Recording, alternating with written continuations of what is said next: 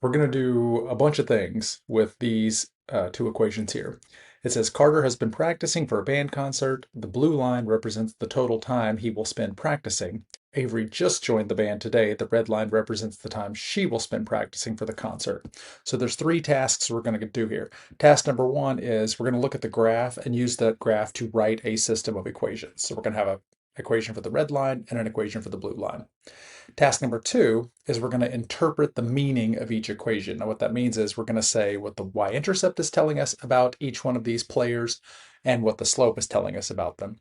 And then finally, part C, we're going to solve the system and we're going to talk about what the system of equations, the solution to the system of equations means in the context of this problem. So equation, what the equation means, and then what the solution to the system means. So step number one is to actually write the two equations. So we're going to do one equation for Carter, that's the blue line, and another for Avery, that's the red line. Now, to write an equation from a graph, especially a graph that gives us a y-axis to look at, the easiest thing to do is to write the equation in slope-intercept form, meaning we need just the slope and the y-intercept. So let's zoom in here so we can get a good look at these. I'm going to start with the blue line. It looks like the blue line has a y-intercept of 20. So for the blue line, I'm going to have b equals 20. Now to find the slope, I just need to pick 2 points and count either rise over run or use the slope formula, whichever we prefer doing. Now my first point, I'm just going to use 0, 20 because we've already got that one. For the second point though, I need to pick a point that is a whole number. In other words, I could use this point right here, but that'd be kind of a bad point for me to choose because I don't know exactly what that point is. It's between 4 and 6 days, but like a little bit more than 5 days, like 5.5, 5.6. I really don't know what it is because it's in between the grid intersections. So it makes much more sense for me to pick a point like this that is actually on the intersection of the grid. I know what that point is. It's 832. It's right on the intersection. So now let's count rise over run to get from my point of 0, 20 to the point 832. How much do I go up and how much do I go over? That's pretty simple. To get from 20 to 32, I obviously went up 12. And to get from 0 to 8 hours, I went over 8 hours, right? So the slope here is 12 over 8. So m is 12 over 8, which is going to reduce to 3/2. So when it's time to write the blue line, the equation for the blue line, which is Carter, it's going to be y equals 3/2 x plus 20. Easy. The red line is actually going to be even easier than that because the red line is proportional. And we know it's proportional because it's linear and it starts at the origin. And it starts at the origin because our second band member here, Avery, just joined the band, so has not practiced any hours at all. That gives us a hint as to what the y-intercept is going to mean in the context of this problem. So we just need to pick one point here for Avery. It looks like the only point we have that's really any good is this 828 right here. So her y-intercept is going to be 0, and her slope is going to be 28 over 8. And that's going to reduce to, let's see, is that 7/2? Is that what that can reduce to? That seems pretty good. So y equals 7/2 x. Okay, so there we go. We've got our two equations. Our equation for Carter, 3/2 x plus 20, and our equation for Avery is 7/2 x. And that was the first thing this question asked us to do, was to write a system of linear equations for the two of them. And so our system of linear equations is y equals 3/2 x plus 20 and y equals 7/2 x. You can do 7/2 x plus 0 if you want to, but we don't need the plus 0. Now, let's interpret the meaning of each equation. So Carter's slope is 3/2, and that's the change in y over the change in x. Now, y is hours of practice, and x is number of days. So 3 over 2 means 3 hours every 2 days. So Carter practices 3 hours every 2 days. 3 hours every 2 days. And maybe a more normal way to say that is if you practice 3 hours every 2 days, that's 1.5 hours per day.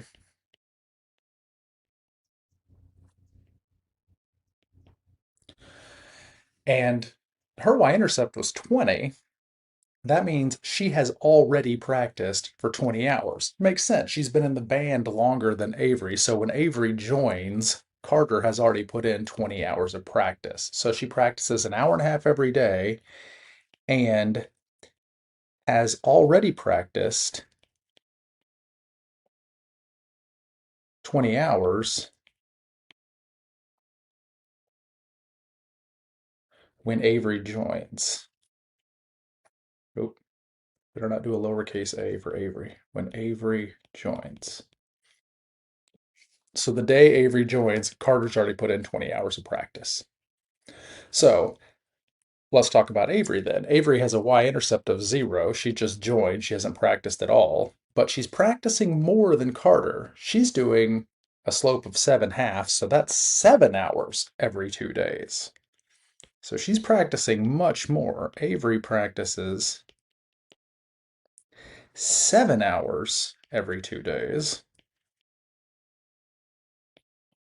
which, of course, if we divide that out, we get 3.5 hours per day.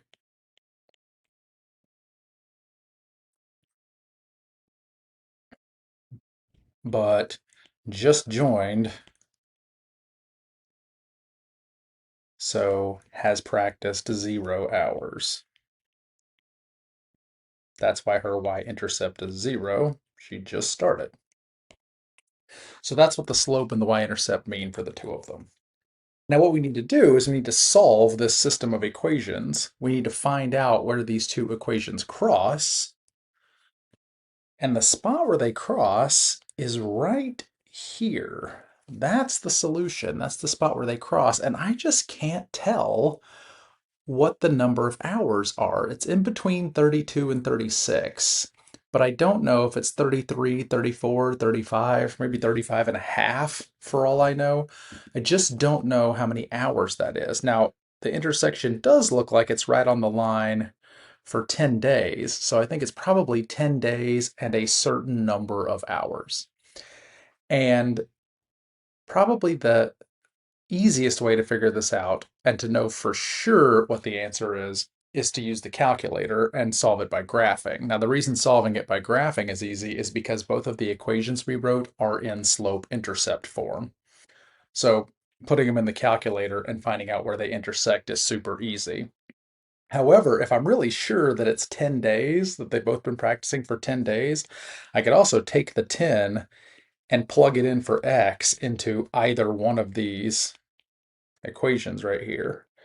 If I'm really convinced that they cross at 10 days, and it sure does look like they cross at 10 days, I could plug in 10 for either one of these. In fact, let's go ahead and do that just to see. I'll show you how to do it by graphing too, but if I do 3/2 times 10 plus 20, let's just see what we get. 3/2 times 10 is 15. 1.5 times 10 is 15. Plus 20 is 35. And then if I do 7/2 times 10, 7/2 is 3.5. And 3.5 times 10, hey, what do you know? That's also 35.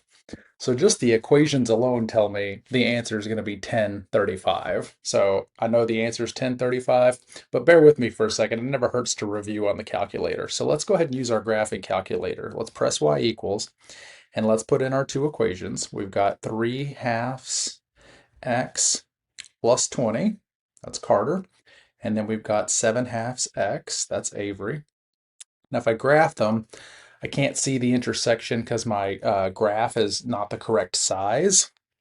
So let's adjust the window to go from 0 to, what did our graph go to? 0 to 18 on the x and 0 to 36 on the y is what our graph looks like. So let's go to our window and go 0 to 18, and it was going by 2's. And on the y, we went from 0 to, I forgot what I said, 36, and it was going by 4's. There we go.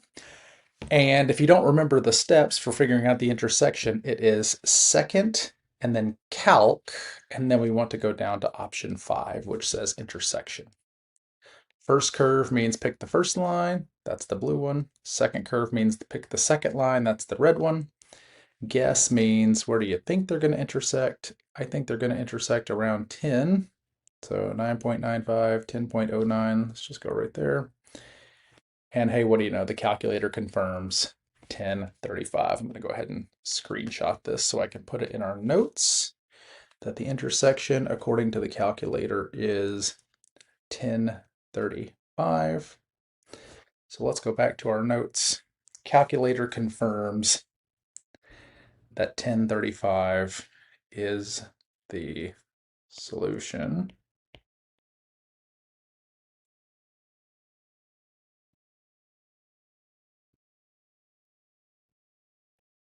And 35 is the intersection according to the algebra, and it's also the intersection according to our calculator, 1035. Now, what does that mean? It means that after 10 days, both have practiced for 35 hours. And anytime after 10 days, Avery will have practiced for more hours than Carter.